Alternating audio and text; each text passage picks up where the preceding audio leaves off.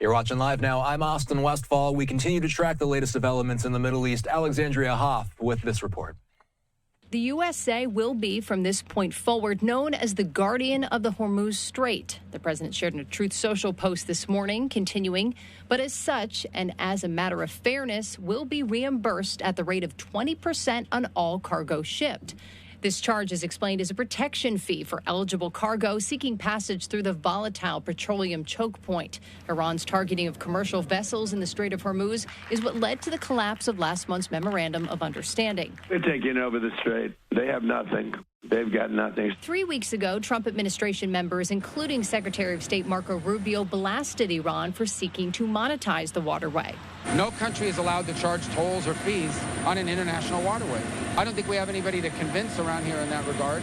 I think all the countries in this region would agree with us. Today, Iran's foreign minister, attempting to capture irony, wrote, "The president of the United States is absolutely right," stating he agrees that a country guaranteeing safe passage deserves compensation, arguing Iran has always been the guardian of the strait and will remain so forever. 20% is, of course, too much. We will be fair. In terms of where negotiations stand, President Trump tells Fox that an 11-hour meeting with mediators yesterday ended in an agreement, only for it to fall apart when the Iranians called back wanting changes. The president plans to address the nation Thursday at 9 p.m. At the White House, Alexandria Hoff, Fox News. Okay, and let's bring in retired Marine Intelligence Officer, national security analyst, and the host of the Strat podcast, Hal Kempfer. And Hal, I'm not quite sure why I'm blurry right now, but let's get into this regardless. Hal, I just want to say we've been in a fairly similar circumstance for the past 3 days now. I got to ask, when we talk about negotiations happening behind the scenes, and we just heard in Alexandria's report there that there were substantive discussions taking place between the two sides just for things to fall apart again, and now we stand where we stand. Is there still fire taking place in the Strait of Hormuz at this hour? What level of clarity do we have on whether or not there are still strikes ongoing? Well, as far as I know, yes, there have been strikes ongoing. I don't know if they've continued to this particular hour. I saw one report that indicated there were still some strikes going on, but the back and forth is still going on as far as I can tell, and we're still striking on numerous targets along the Strait of Hormuz, along the Iranian coastline, to try and basically trying to debilitate their capability of attacking commercial ships, whether it's in the Strait or anywhere in the Persian Gulf or even outside in the outside of the Strait. So yeah, as far as I know, that's still going on, and there's just been a lot of interesting, innovative things that have been done in that regard. You talk about innovative, and I know that this is a video that came across your plate. A lot of people have been talking about this on social media. The U.S. sent this video out, and we're used to CENTCOM sending videos out of drones. Usually we're seeing airborne drones. Usually we're seeing strikes, but this is a little different. They say they're using one-way attack surface drones. They posted this video of it. I watched it this morning, Hal, and I immediately thought to myself, I have to ask Hal about this tonight. What are we looking at? What's on our screen right now? You're looking at what's called a USV, unmanned surface vessel. That is a one-way attack drone. Some call them kamikaze drones. I'm not a big fan of that term. It just sounds weird to me. But basically, the drone obviously has a warhead with a lot of explosive force, and it's used to attack a variety of targets. It could be used against ships. It could be used against, in this case, a port facility with ships. This is Bandar Abbas. This is their largest naval port in the Strait of Hormuz. This is actually the largest city in the Strait of Hormuz as well. And this is, as far as I know, this is the first time that we have used an unmanned surface vessel as an attack drone like this. Now, we have seen videos similar to this put out by Ukraine for years.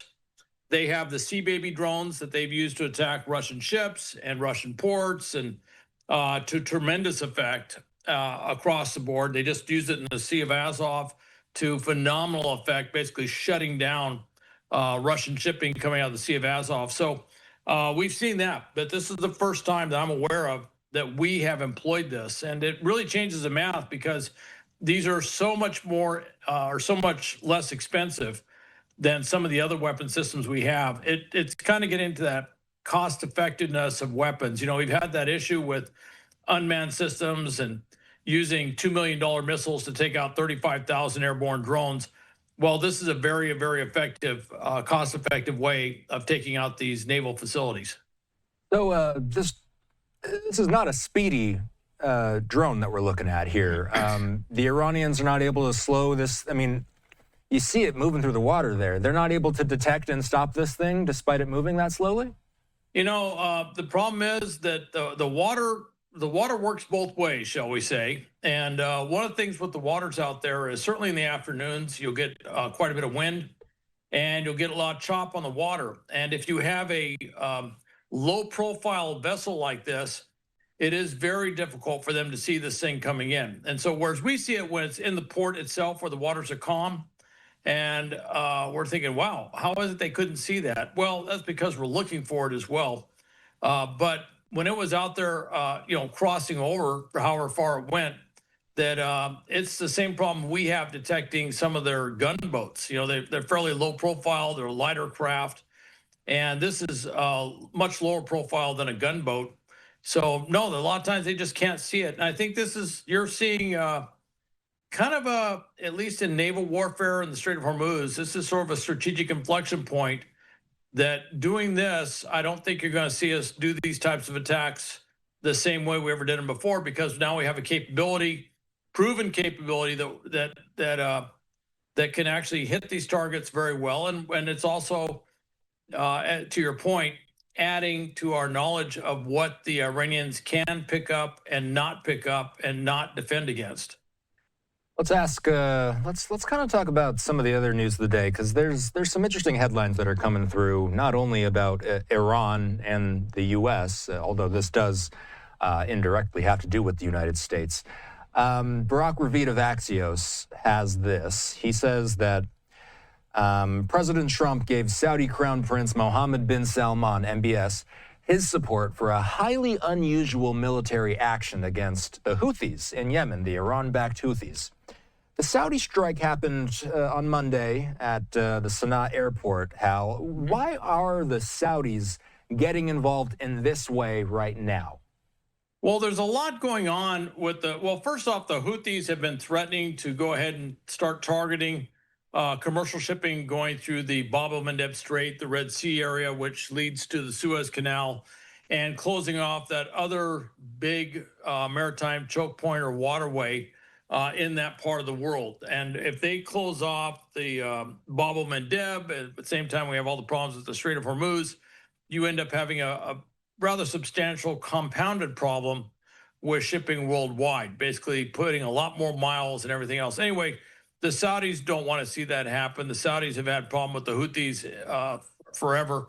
The other thing is, in Yemen, the government of Yemen had been, up until recently, kind of broken into two primary factions that were at odds with each other and at times fighting each other.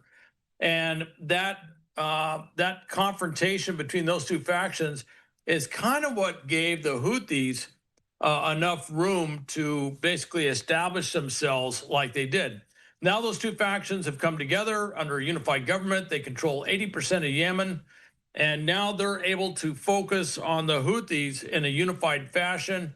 They've always had the backing of the Saudis, so the Saudis did this strike on Sana'a airport. They also worked on intercepting a flight of Houthi officials coming back from Iran, forcing them to land in a third country.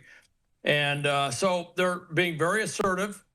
Of course, the Houthis have said that they're going to strike back and they will hit Saudi targets and all the stuff you'd expect the Houthis to say.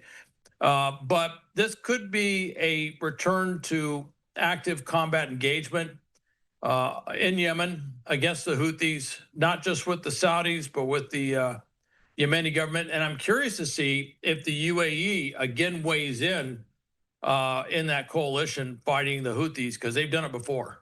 That was my next question. Can the Saudis getting involved in an offensive manner like this, could this be the beginning of seeing some other states in the region beginning something as well? You and I were just discussing, a day or two ago, about the possibility of other Gulf states perhaps already taking some sort of offensive posture.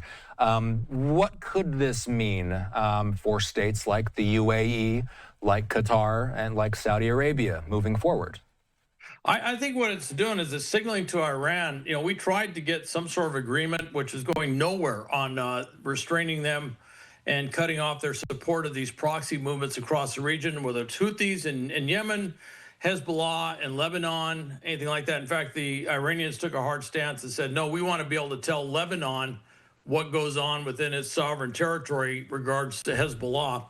And I think you might be seeing, just out of frustration with what's going on in the Strait and everything else, that we're basically saying, look, okay, we'll go after the proxies directly, or in this case, indirectly, but we'll work with our allies out there. And they're going to go after the Houthis, and certainly Israel this weekend went after the Hezbollah once again, with the full support of the Lebanese government, I might add. So you're seeing more direct action. And one thing that doesn't get reported very much is you're also still seeing ongoing negotiations of the largest Shiite paramilitary group, militia in Iraq, disarming and basically demilitarizing. And that is a big change. Doesn't get a lot of coverage because it's kind of been a gradual, dare I say, rather peaceful process. But that's been going on as well, which says you're going to see pushback in all corners where these proxies are operating. Final thing for you tonight. Lucas Tomlinson, quoting President Trump, who was on with Hugh Hewitt, he's a conservative radio host. Pickaxe Mountain in Iran is a possible target for a nice big fat shot right in the front door, President Trump said. Hal, remind us, what types of capability and really what lies at these mountains that are in Iran? Pickaxe is one that we've discussed before. Pickaxe is one of the newer facilities. We've been seeing a lot of operations there. It is believed that they have centrifuges used to enrich uranium there. It's also believed that they may have some of the components to deal with gaseous manufacturing or whatever.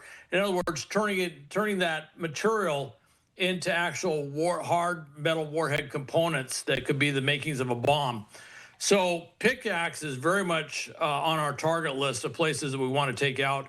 And it's largely underground, like the other targets were. So if we hit it, one can guess that we might use B-2 bombers again, because they can carry a specialized bomb that was used at another facility out there.